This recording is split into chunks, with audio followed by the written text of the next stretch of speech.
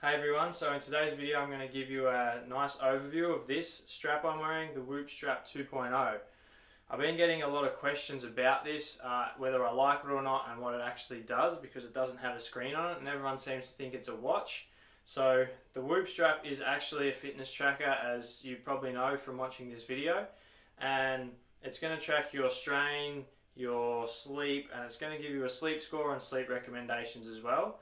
Now, before I go into the bits and pieces of the strap itself, I'm going to take you in the app and show you around and how the app works and what it is actually tracking. Okay, so we're going to head there right now.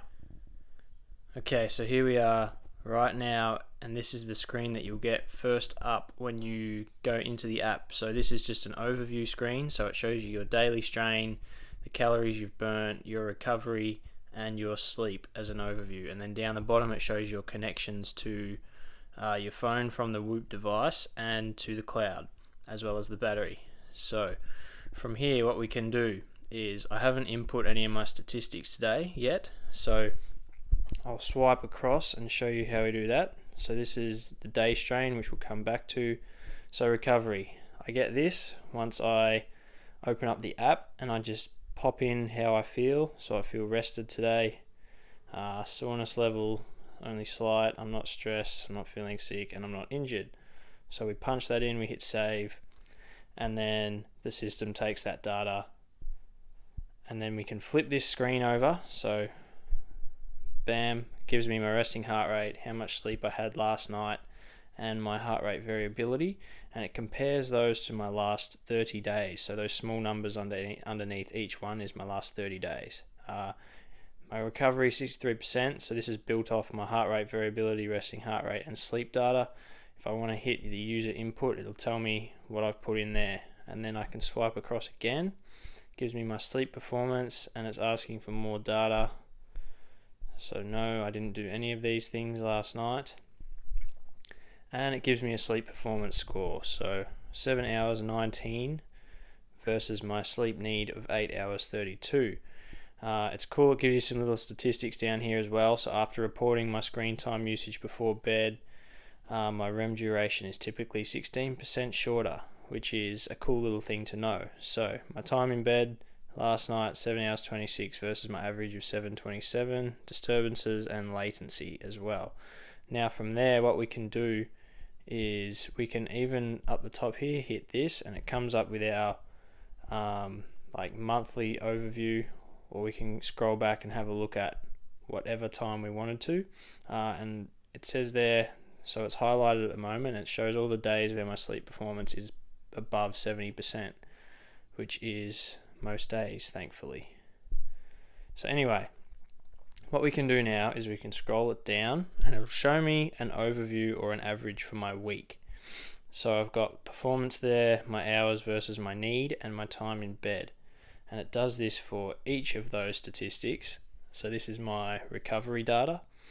So 7-day average, how well I was recovered, and my strain averages as well. So average calories, average heart rate, average day strain in there. So this is pretty cool. And getting back to day strain, it's going to take my max heart rate for the day, my average heart rate, and the overall calories, which is also a cool little feature to this. I really do like the day strain as opposed to just tracking steps, because it's much more accurate as opposed to how intense your day was and what you actually have to recover from.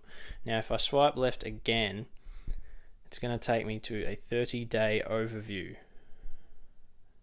So this shows my profile, how long I've been a member for, what I did in the last 30 days, my heart rate variability, my resting heart rate average, and my max heart rate. And then it gives me again that sleep performance overview. And now another cool feature to this, so this page you're currently looking at right now, you'll only get after about, I think it's, a month of usage I think it took before I got it.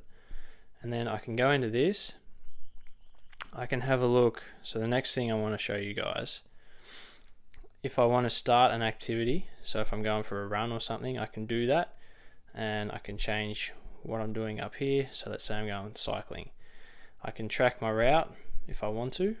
It gives me my current heart rate data, and then I just hit start activity, and then it's going to show me where I've gone, what I did, and it's going to give me the strain for that activity. Then I can add an activity if the Whoop band itself didn't pick it up. I also have a sleep coach. Now I really love this feature to the Whoop. I can change up here whether I want to peak, perform, or get by tomorrow. So let's say if I just want to get by, it tells me the suggested time I should go to bed, and the time that I want to wake up, and that suggested bedtime is going to change dependent on what time I select I would like to wake up. And now down here it's got my sleep need, 8 hours 40 minutes. This is based on my recent sleep behavior, as it says, and where is it? Here we go. So we can choose what I would like to do on each day. So if I have different days during the week where I need to be on and I just want to perform, peak, or get by, then I can change that, which is pretty cool. So I generally just have it perform on each day, but come exam time, for example, at uni, I might want to set up my exam days so that I'm peaking and ready to go for that. So getting back to now, this next one that I would really love to show you guys is the weekly performance assessment. So once this loads up, it's going to show me my overall performance for the entire week and what state I was in. So let's have a look at this. So it says my training state is that I'm currently peaking optimally, which is good because I'm getting towards the end of a training block and I'm starting to feel a little beaten up by it. But I'm peaking optimally. So if we look at this graph, it gives me my day strain versus recovery, and then it's going to graph my recovery in there as opposed to an optimal strain, which is really cool. And if you're unsure of anything, you can go into the help center because it's all there, but you get the gist. It gives me some facts on that as well. Coming down here, my sleep status. So this one's really cool. Sleep status is pretty optimal. Monday I was a little bit down. Can't remember why. But as long as you're up there most of the time, you're going to be pretty good. So I'm getting enough hours of sleep according to Whoop here, which is great. And then it shows my sleep performance compared to males of the same age bracket as me. So I'm getting 15% higher than the average on my sleep performance, which is great. Currently averaging 82.8. I would like to get that up to about 90, ideally. But you can't always spend 9.5, 10 hours in bed when it asks you to be in there for that long. And then it gives you some cool little facts down the bottom here as well. So that's another really cool feature to the Whoop. I can also just check some strap status, some settings, some help. There's currently a refer a friend, get 1 month free promotion going on. So if you would like that, hit me up and we can sort that out. Alright, so back to our home screen.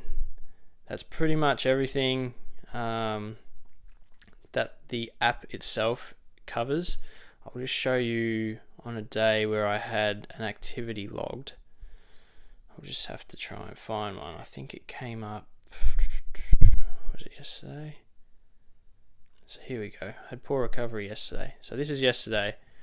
Just a basic weight training session. I was doing mainly Olympic lifts here.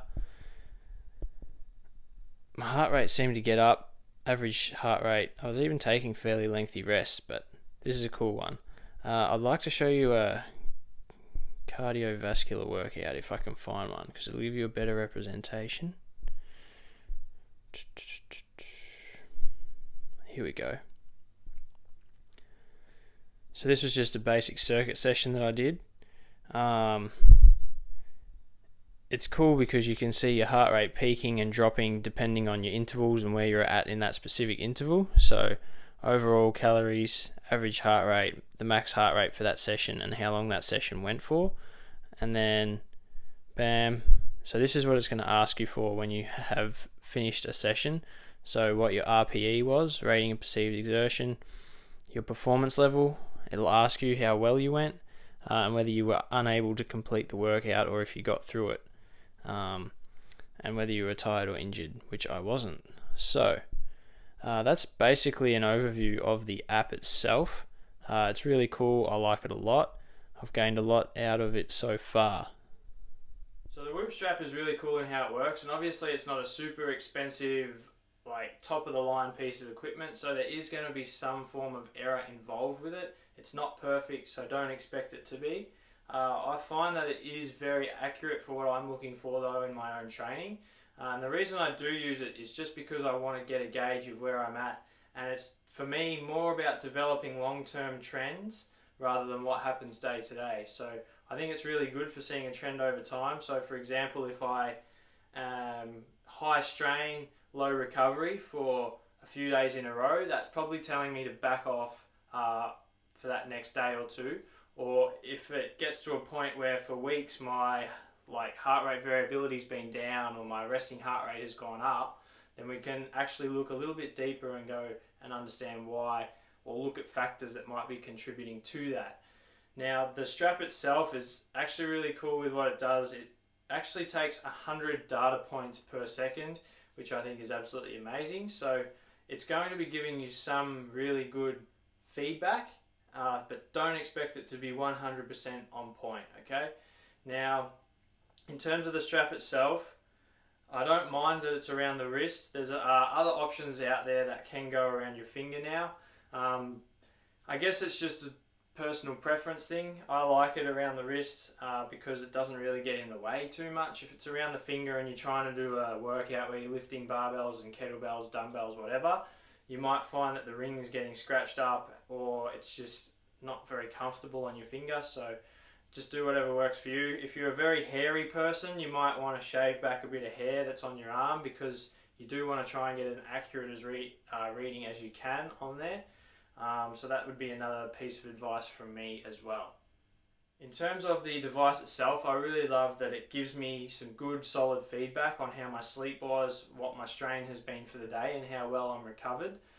So I do really love that aspect. There's not a lot that I don't like about it, to be honest. I love that it can give me those 30-day reports, and it's going to compare me against the rest of the population as well. I do like the fact that I can compare my own scores now to 2, 3, even 4 months ago. So I really love that, and I like that if you do wear it on the same wrist, say every night when you go to sleep, you're going to get consistent readings. And obviously there are times that can sort of be a little bit annoying when it doesn't track your sleep properly, or there's been a night as well where I've somehow flicked it off when I've been sleeping and it didn't give me a score that night, or I think it was like 2 hours sleep when I was actually in bed for something like 8.5 hours. So that was annoying. I've only done that once though, and I've had it for 4 months, 5 months. So yeah, it's fine. There's going to probably be like 99-98% of the time you'll be super stoked with it. I am personally really loving it, and I'm getting some great feedback.